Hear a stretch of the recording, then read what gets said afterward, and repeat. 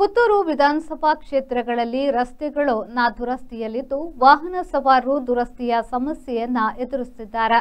ರಸ್ತೆಗಳ ದುರಸ್ತಿಯ ಬಗ್ಗೆ ರಾಜ್ಯ ಸರ್ಕಾರ ಯಾವುದೇ ಹಣ ಬಿಡುಗಡೆ ಮಾಡದೆ ರಸ್ತೆ ದುರಸ್ತಿಯಾಗುತ್ತಿಲ್ಲ.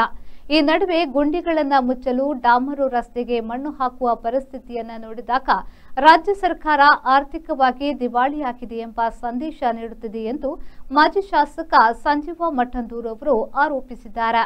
ಸುದ್ದಿಗೋಷ್ಠಿಯಲ್ಲಿ ಮಾತನಾಡಿದ ಅವರು, ದಕ್ಷಿಣ ಕನ್ನಡ ಜಿಲ್ಲೆಯಲ್ಲಿ ಮಳೆ ಸಹಜ. ಈ ಸಂದರ್ಭದಲ್ಲಿ ರಸ್ತೆಗಳು ಗುಂಡಿ ಬೀಳುವುದು ಸಹಜ. ದುರಸ್ತಿಯಾದ ರಸ್ತೆಗಳನ್ನು ತಾತ್ಕಾಲಿಕವಾದರೂ ಗುಂಡಿ ಮುಚ್ಚುವ ಕೆಲಸ ಸರ್ಕಾರ, ಸ್ಥಳೀಯಾಡಳಿತ ಸಂಸ್ಥೆಗಳು ಮಾಡಬೇಕು. ಆದರೆ ರಾಜ್ಯ ಸರ್ಕಾರ ಪ್ರಾಕೃತಿಕ ವಿಕೋಪದ ಅಡಿಯಲ್ಲಿ ಯಾವುದೇ ಅನುದಾನ ಕೊಟ್ಟಿಲ್ಲ.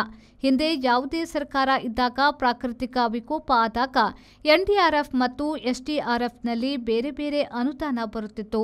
ಸುಮಾರು 1650 ಕಿಲೋಮೀಟರ್ ಗ್ರಾಮೀಣ ರಸ್ತೆಗಳಿದ್ದು, ಇದರಲ್ಲಿ ಸುಮಾರು 99 ಕಿಲೋಮೀಟರ್ ವಾಹನ ಓಡಾಟಕ್ಕೆ ದುರಸ್ತಿಗೊಂಡಿದ್ದು, ಇದಕ್ಕೆ ಸುಮಾರು 8 ಕೋಟಿ ರೂಪಾಯಿ ಅನುದಾನ ಬೇಕೆಂದು ಅಧಿಕಾರಿಗಳು ಪ್ರಸ್ತಾವನೆ ಕಳುಹಿಸಿದ್ದಾರೆ.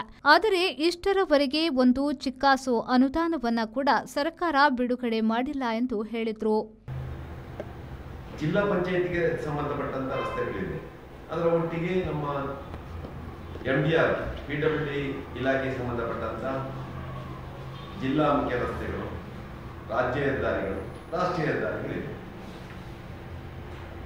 ಗ್ರಾಮ ಪಂಚಾಯತ್, ತಾಲೂಕು ಪಂಚಾಯತ್, ಜಿಲ್ಲಾ ಪಂಚಾಯತ್ಗೆ ಸಂಬಂಧಪಟ್ಟ ವಿಧಾನಸಭಾ ಕ್ಷೇತ್ರದಲ್ಲಿ ನಮ್ಮ ಅಧಿಕಾರಿಗಳು ಅಂಕಿ ಸಂಖ್ಯೆ ಕೊಟ್ಟದ್ರಲ್ಲಿ ಸುಮಾರು 1650 ಕಿಲೋಮೀಟರ್ ರಸ್ತೆ ಗ್ರಾಮೀಣ ರಸ್ತೆಗಳಿದೆ. ಅದರಲ್ಲಿ ಅವರು ಮೊನ್ನೆ ಜಿಲ್ಲೆಯ ಪ್ರಾಕೃತಿಕ ವಿಕೋಪದಲ್ಲಿ ಎಷ್ಟು ರಸ್ತೆ ಹಾಳಾಗಿದೆ ಅಂದರೆ 99 ಕಿಲೋಮೀಟರ್ ರಸ್ತೆ ಹಾನಿಯಾಗಿದೆ. ವಿಧಾನಸಭಾ ಕ್ಷೇತ್ರದಲ್ಲಿ ನಾನು ಉಲ್ಲೇಖ ಮಾಡಿದ್ದೆ. ಖಾಲಿ ಪುತ್ತೂರು ತಾಲೂಕಲ್ಲ, ಸುಮಾರು 8 ಕೋಟಿ ರೂಪಾಯಿ ಅನುದಾನ ಬೇಕು ಅಂತ ಕೇಳಿದ್ದಾರೆ ಅವರು. ಆದರೆ ಇಷ್ಟರ ತನಕ ಒಂದು ಚಿಕ್ಕಾಸು ಅನುದಾನವನ್ನು ಸರ್ಕಾರ ಬಿಡುಗಡೆ ಮಾಡಲಿಲ್ಲ. ಈ ವರ್ಷ ಬಿಡಿ, ಕಳೆದ 2 ವರ್ಷದಿಂದ ಅನುದಾನವೇ ಬರಲಿಲ್ಲ ರಸ್ತೆ ಮೇಂಟೆನೆನ್ಸ್ಗೆ ಅಂತ ಹೇಳುವಂಥ ಮಾತನ್ನು ನಮ್ಮ ಜಿಲ್ಲಾ ಪಂಚಾಯತ್ ಇಂಜಿನಿಯರಿಂಗ್ ವಿಭಾಗದ ಅಧಿಕಾರಿಗಳು ಹೇಳ್ತಾರೆ.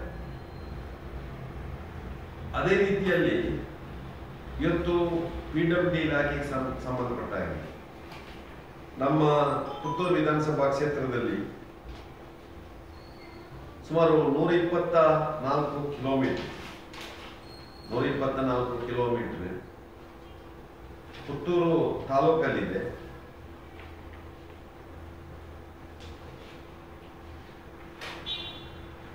ಐವತ್ತು kilometre ಬಂಟ್ವಾಳದ 12 ಗ್ರಾಮದಲ್ಲಿದೆ.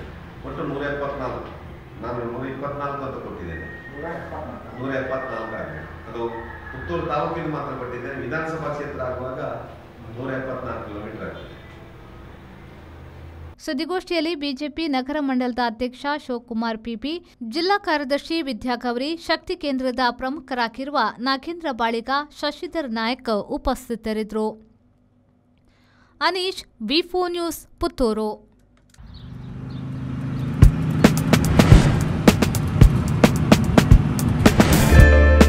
Park with ease at Ajanta Business Center with security access and convenience at your fingertips. Step into a welcoming lobby where a warm smile greets you and your clients. With top-tier amenities, Ajanta set the stage for our success, leading us to Ashoka Business Center as a next upgrade. Invest in workspaces managed by Vortex. Invest smart. Invest in Mangaluru.